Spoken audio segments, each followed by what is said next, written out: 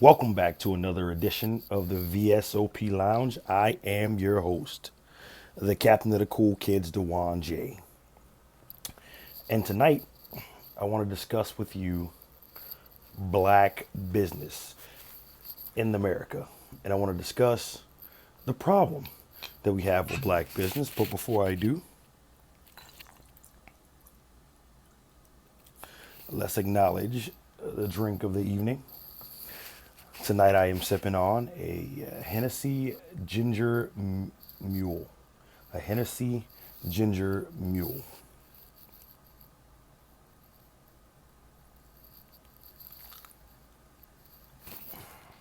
Yeah. Can't go wrong with any. Never. But here we are.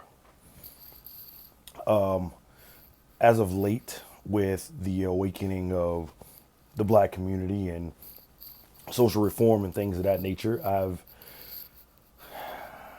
can't help but to notice everyone, black power, buy black. But the question is, why haven't we been doing so the entire time? What is the problem in the black community? Why don't we support black businesses?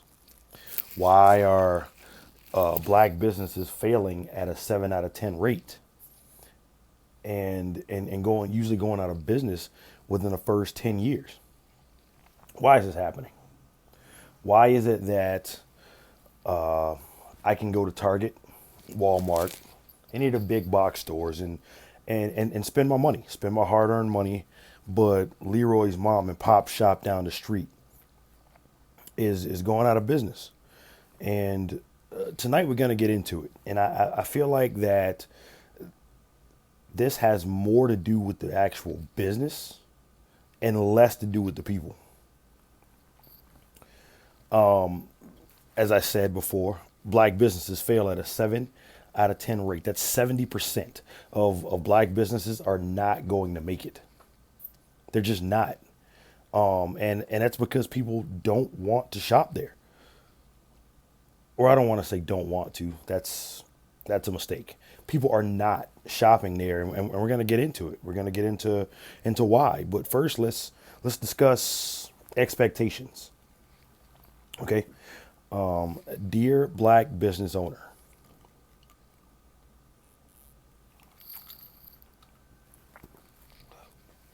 just because our skin looks the same, it doesn't mean that I owe you my business. That's one. We have to get rid of this expectation of just because I'm black, I'm going to shop black. I'm here in the VSOP lounge having the difficult conversations because a lot of people aren't having these conversations. A lot of people won't tell you this face to face. I come from a mom who owned and operated her own business for 20 plus years. I come from an uncle who owned and operated his own business for 11 to 12 plus years. I have other uncles and cousins who've started businesses, grocery stores, delis, pizza shops, rehab shops, you name it. And I myself am a business owner. So I think that that's what qualifies me to speak on this subject.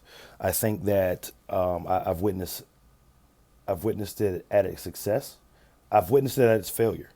I've been able to dissect and go in and look at what worked and what didn't.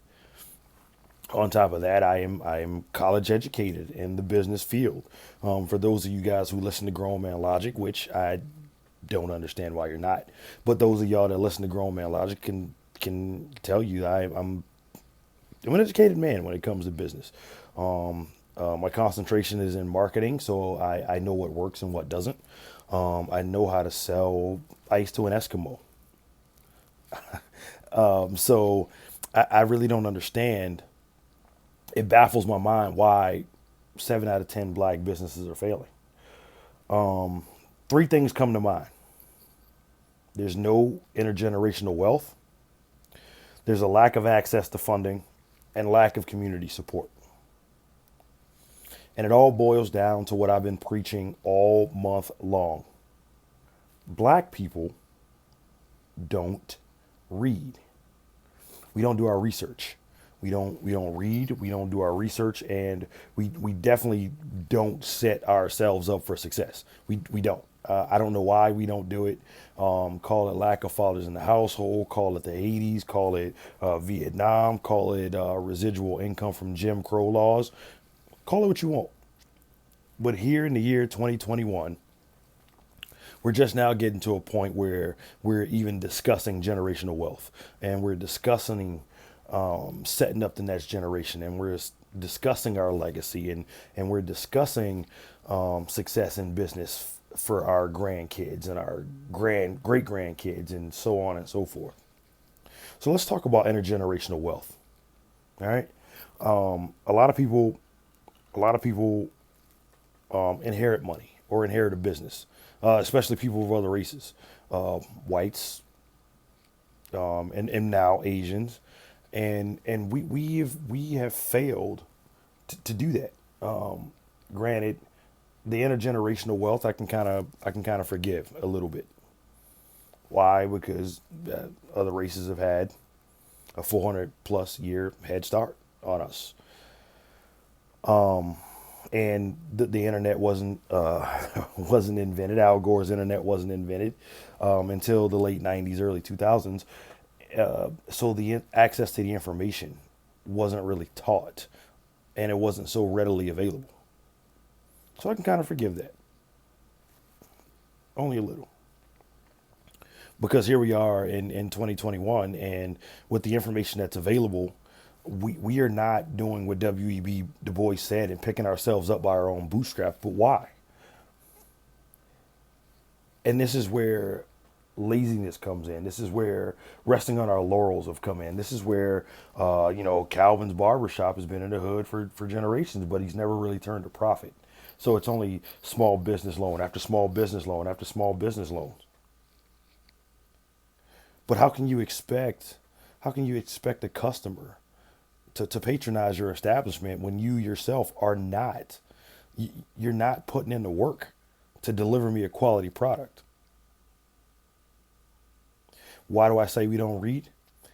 Because here we sit at the edge of a pandemic, on the other side of a pandemic, and entrepreneurs have felt the pain, and small business owners have felt the pain more so than anybody else, I would argue, because we don't have major corporate backing and a board of directors and things of that nature to direct the finances of the company. However, we've had nothing but time to read and to digest and to analyze our business plans and to revamp our business plans and to remodel and come back out with a different presentation. Yet we haven't. And then these other two, or number two, the lack of access to funding, again, falls under the fact that we don't read. Everyone was quick to jump on the stimulus package, the stimulus checks that was handed out by the government. People jumped on the PPP loans and then frauded that system. We have to do better. We have to do better as black people. We're better than opening a business or opening an LLC or getting our license to do business and then frauding the government for PPP loans, knowing that we're going to have to pay it back. We're talking about habits here.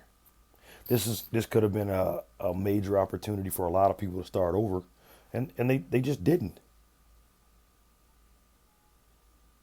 They just didn't. They refused to start over. But the funding is there. SBA loans, other different small business loans from the bank, loans from and grants from the federal government that were willing to pay people to open business to try and jumpstart the economy. We didn't take advantage. Why? Is it because we didn't know? Because the information was damn sure presented. Excuse me. It was presented. It was there. So what's the excuse? Now, this may come off like I'm bashing black people, and I'm not. I'm not. But at the end of the day, if you're gonna fail to do the research on your business, and fail to provide me with a black experience of excellence inside of your establishment, inside of your barbershop, inside of your store, inside of your grocery store, inside of your deli, inside of your moving company, inside of your whatever, we have to be held to a higher standard. We have to be. It's always been that way.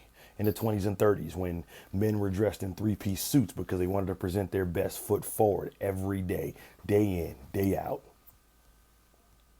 They presented their best foot every single day because black people in this country are held to a higher standard. We're 450 years behind and none of us are moving like it. None of us are moving like we're behind. We wake up when we decided we're going to wake up. We open our doors 10, 15, 20 minutes late. We hire whoever the fuck. But why? We give our least to the most talented individuals. Pookie and Ray Ray just got out of jail. Hey man, can you give Pookie and Ray Ray a job? No. Where are their qualifications? What have they done to better themselves since they got out of the joint? Now, I don't blame anybody that have been inside, done some time. I think that, several of us that are living a positive lifestyle now have done some things in our past that we're not exactly proud of. So I'm all about second chances. But where are the qualifications?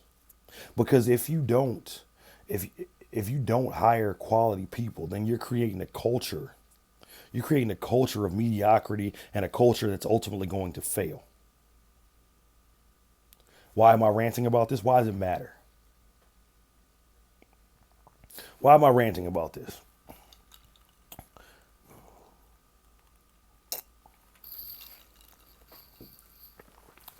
It's because of black people. It's because if I don't shop black, if I don't buy black, if I don't support black causes that I don't necessarily agree with, I'm labeled a coon. I'm told I've been whitewashed. I'm told that I'm under the control of the man, that I'm not woke. And it's all a bunch of bullshit. If you want my money, it's up to you to earn my money and not expect my money. And these are just the facts. These are just the facts. And the minute that we as a black community begin to up our pressure and provide excellent customer service, I believe that we will excel in this like we have done in all things. But you can't expect me to take my black ass to work, shed clear tears and red blood, earn green money, and then come and give it to your non-qualified, poor customer service having black ass. Can't do it. Can't be done. Won't be done. And we as a community owe it to ourselves. We owe it to ourselves to hold these companies to a higher standard. Oh man, support the culture. One time for the culture. No, man. No. No, because at the end of the day, I have a family. I have a son. You probably have a family. Wife, kids, people that depend on you that go unmentioned. You have people that depend on you. So your money's hard earned and it's already designated before it even comes out. So why pay for subpar service? No. No mom and pop store. No startup grocery store. No food truck. No deli. No. Because at the end of the day, being successful in business is all about creating value to your customer. And the only value that black businesses seem to create to their customer is the fact that they're right down the street. That's it. They're right down the street. And then when I get there, the sign's hanging half off the building. Paint's fucked up on the walls. The floor looked like it hasn't been waxed since you bought the building. You've got Shaquisha with her long nails and rainbow colored hair working behind the register. What kind of image do you think that that's putting out to somebody that wants to patronize your establishment? What kind of image is that? I'll tell you, it's fucked up. So don't you dare look down upon me, call me coon, call me whitewash, call me what, don't call me names. When your ducks aren't in a row, when I walk into your establishment, I get the instant feeling of good enough. This'll do. It's in the hood. I'm providing a community service. No. Where's the black excellence? Where's it gone? Where's the over the top and abundance of customer service? Where's that gone? The reason that these old school barbershops have been in business for years is because I can go to an old school barbershop and still get a hot towel and a straight razor shave. Those are amazing. Those things are damn near irreplaceable and therapeutic. Fellas, give me a thumbs up if you feel what I'm talking about.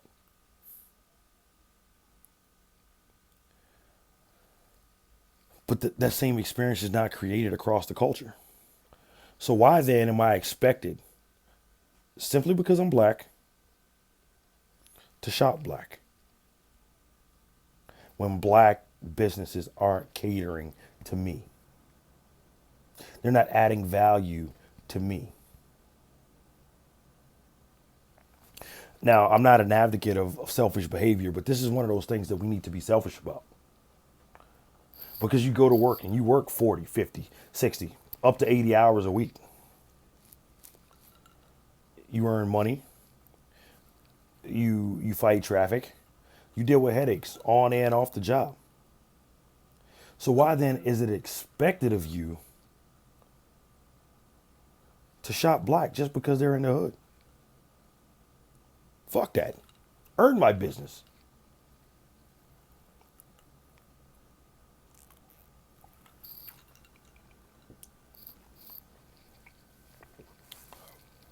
%13 of unsatisfied customers actually complain. 13%. Meaning that somebody can walk into your establishment, have a bad experience, and not even say anything to you.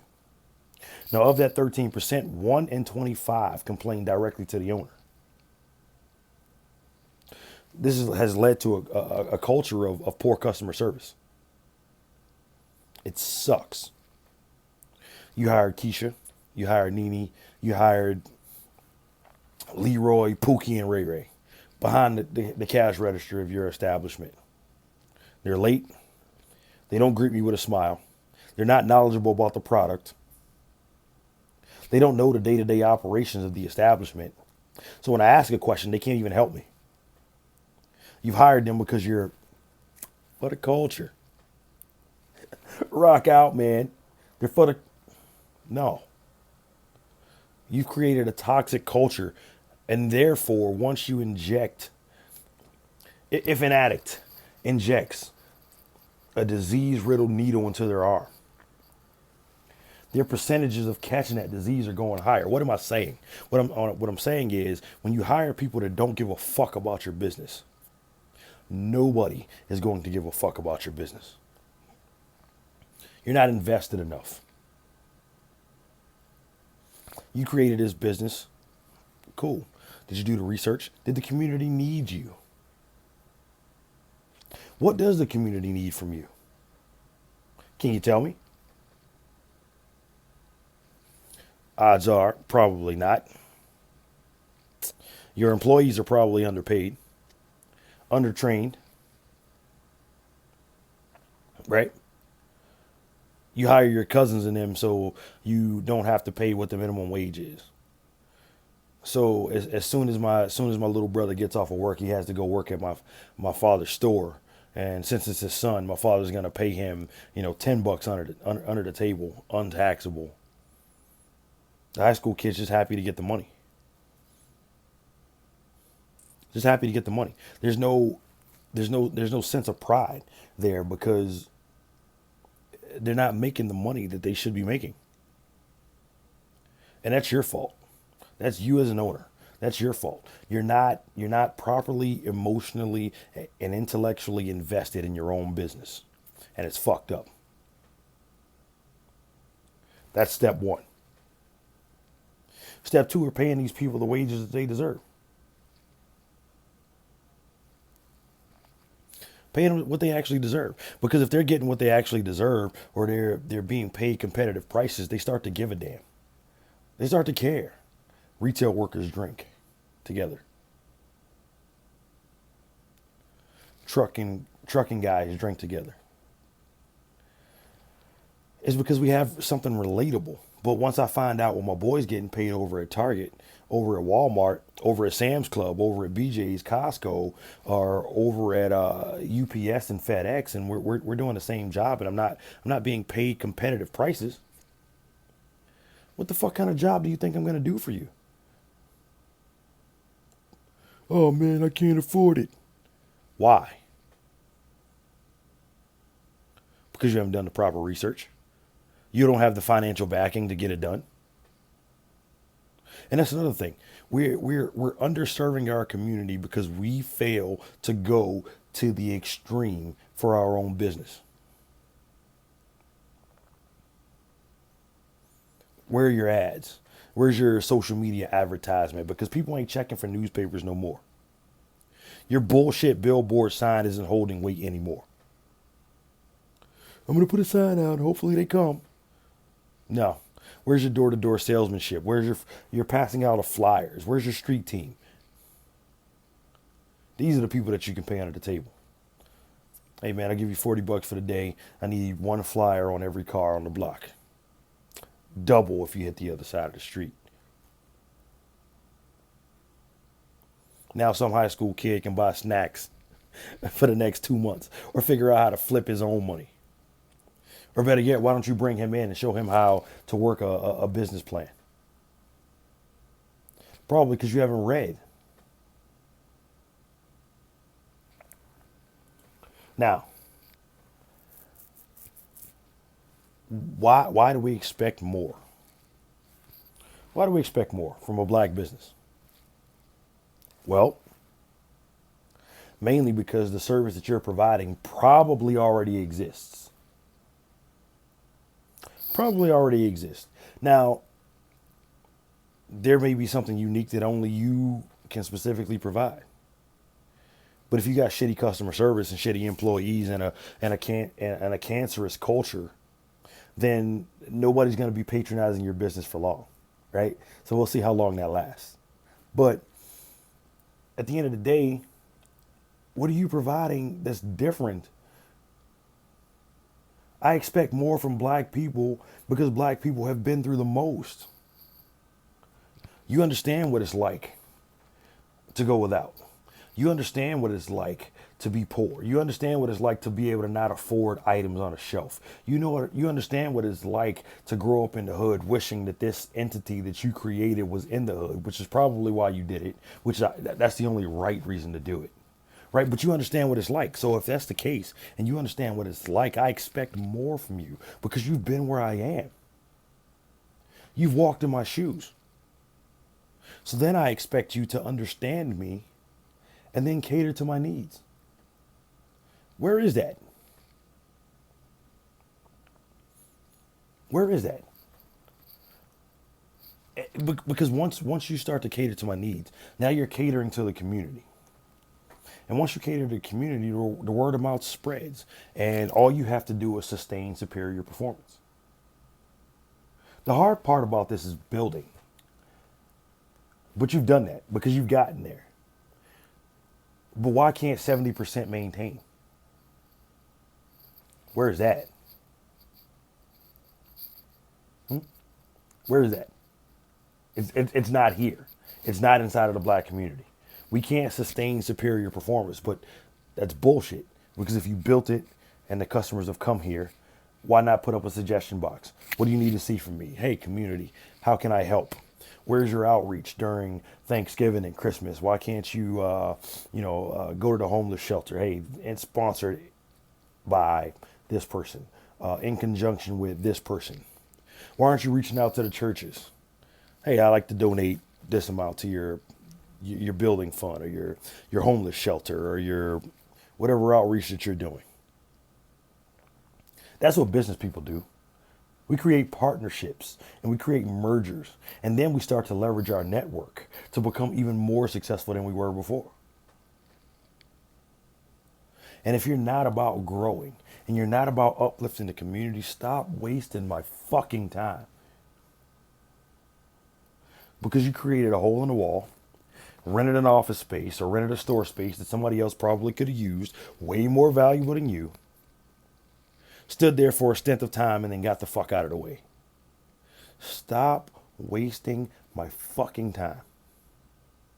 Please. And I can't be speaking for myself only. In fact, let me know what you're thinking in the comments right now. Let me know if I'm off. Let me know if I'm off. I don't think that I am. But feel free to disagree. Let me know in the comments or email talktogml@gmail.com and let me know if I'm off. Maybe I'm missing something. Maybe I'm being too harsh. I don't think so. But maybe I am. So what does that lead us to? What does that lead us to? That leads us to black businesses needing to up their pressure. You got to up your pressure. How much money do you need to make? More money. How many customers do you need to satisfy? More customers. How much catering to the community do I need? More catering. Because at the end of the day, nobody owes you shit. They haven't. Since the day that you stepped your naked ass on this planet, nobody has owed you anything. Not even your parents. So you done a little bit of education, community college, 4-year degree, what have you. You decided to be an entrepreneur, start your own business. Okay, cool. Boom. But here's what's important to remember. You knocked on my door asking for support. I didn't knock on your door asking to support you. And then where does that go? I support your business and you thrive. You don't pour it back into the community. You're a fraud. You're just as much as a coon or whitewashed, or you've taken advantage of your people just as much as you accuse me of doing. So no longer am I buying your bullshit projection of being whitewashed because I don't support your business. No longer am I buying subpar customer service. No longer am I buying a subpar environment. Shouldn't have to walk into your store and your cashier smells like weed because his smoke break was outside. Fuck that. Fix your fucking signs. Wax your floors. Keep your shelves stocked. Pour back into your community before you can expect another dime from me. Because it's time out for playing around. We are no longer bullshitting, fucking around, or anything else that you might misconstrue as play. Because money it's plentiful, but a lot of people don't know how to access it. So they work, oftentimes underemployed.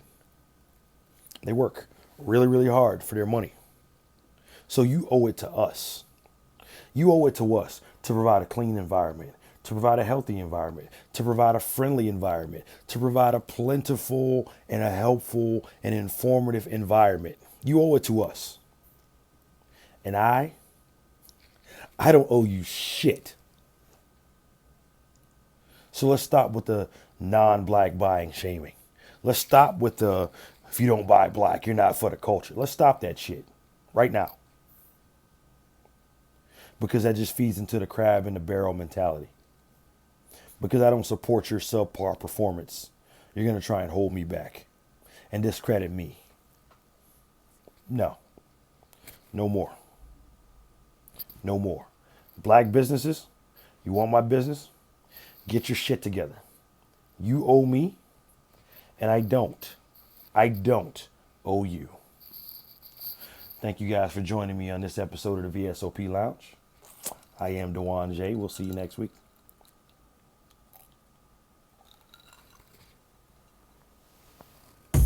Did you enjoy what you just watched? Be sure to give Grown Man Logic a listen on all streaming services and follow us on all forms of social media. We'll see you next time.